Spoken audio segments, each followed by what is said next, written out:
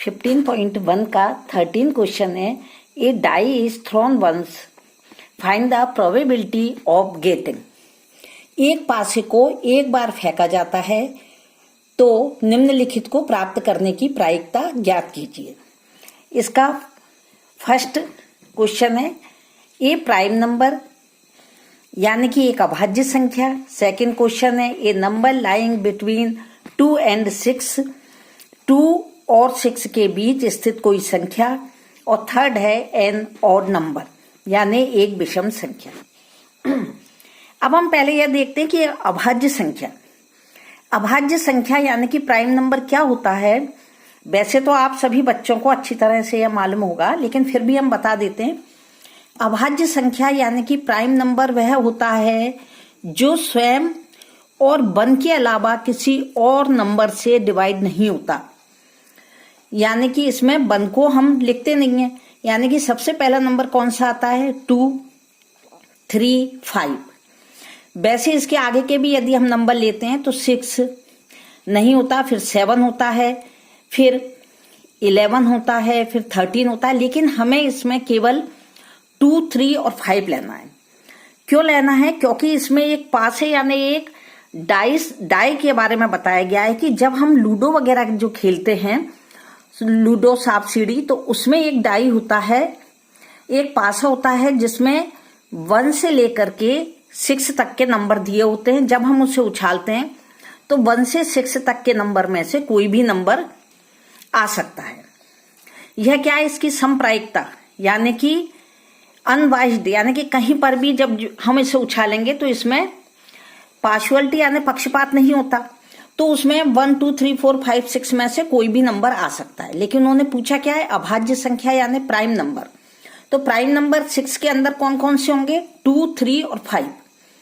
2, 3 और 5 का स्वयं यानी इटसेल्फ और 1 के अलावा किसी और में डिवाइड नहीं जाता। अब हम आते हैं क्वेश्चन के सॉल्व पर।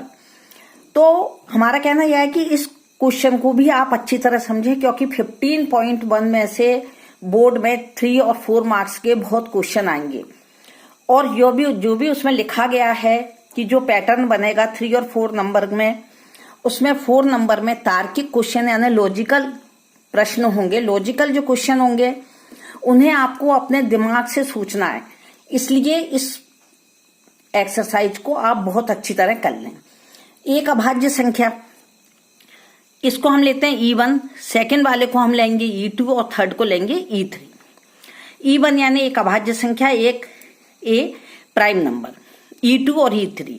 इस तरह से ये हमने ले लिया। अब हमें तीनों की क्या बताना है? प्रायिकता यानी प्रोबेबिलिटी बतानी है। तो इसमें जो फर्स्ट है E1, तो इसको हम यहाँ पे डायरेक्ट ही कर देते हैं कि इसका जो फॉर्मूला है वो क्या होगा? N E1 N S। 1 आप लिखना चाहें तो लिख लीजिए, क्योंकि हमने यहाँ लिख लिया है। हिंदी में हम आपको इसको बता चुके हैं कि E के PE यानी कि प्रायिकता किसकी? इवेंट यानी घटना होने की। इसका क्या है फॉर्मूला? E के अनुकूल परिणामों की संख्या बटे E के कुल संभव परिणामों की संख्या। इंग्लिश मीडियम में है number of outcomes favourable to E upon number of possible outcomes to experiment. तो इसको हमें E1 क्या है? अब हमें यह देखना है कि जो एक अभाज्य संख्या है, तो ये तो इसका फॉर्मूला हो गया। अब जो अभाज्य संख्या यानी कि क्या है? Prime number. वो प्राइम नंबर क्या है? 2, 3, 5।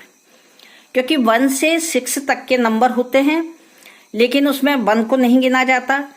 2 प्राइम नंबर है, 3 प्राइम नंबर है, फिर 4 नहीं है क्योंकि उसमें 2 का भी डिवाइड जाता है। 5 प्राइम नंबर है, फिर 6 नहीं है क्योंकि उसमें 6 में 2 और 3 दोनों का डिवाइड जाता है। यानी कि ये कितने हो गए? 3 प्राइम नंबर। या कितने हो गए? 3। तो अब हम इसके नीचे, इसके फॉर्मूले के नीचे हम लिख देंगे 3, और जो इसका सम है वह आप यदि लिखना चाहें तो यहां पे लिख लीजिए कुल संभव परिणामों का योग कितना है, यानी कि सम कितना है इसका? 6। जो S है वो कितना है? 6। यानी कि यह हो गया 3 बाय 6 यानी कि 1/2, 1/2 1/2। यह आंसर फर्स्ट का हो गया। अब इसी तरह से सेकंड का, ये हम बहुत शॉर्ट में करवा रहे हैं क्योंकि इसमें 3 मार्क्स से ज्यादा का ये वाला क्वेश्चन नहीं आएगा। सेकंड क्या है, इसमें भी जो सम है वो कितना है 1 2 3 4 5 6, क्योंकि क्या होते हैं इसमें 6 नंबर डले रहते हैं डाई में या पासे में, तो जो हो गया इसका 6। अब दूसरा जो क्वेश्चन है वो क्या दिया है, 2 और बीच की स्थित कोई संख्या, ए नंबर लाइंग बिटवीन 2 and 6।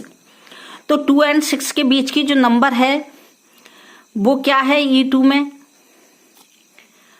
2 को हम नहीं गिनेंगे क्योंकि 2 और 6 के बीच के का है, तो 3 4 और 5, यानी कि ये 3 नंबर होंगे 1 2 3, तो ये 3 हो गए। अब इसका सम यह हो गया और N E यह हो गया, तो इसमें हम वही लिख देंगे P E2 is equal to N E2 upon N यानी कि सम। यह भी कितना आ गया 3/6 यानी कि 3/6 1/2। इसका भी आंसर कितना आ गया 1/2।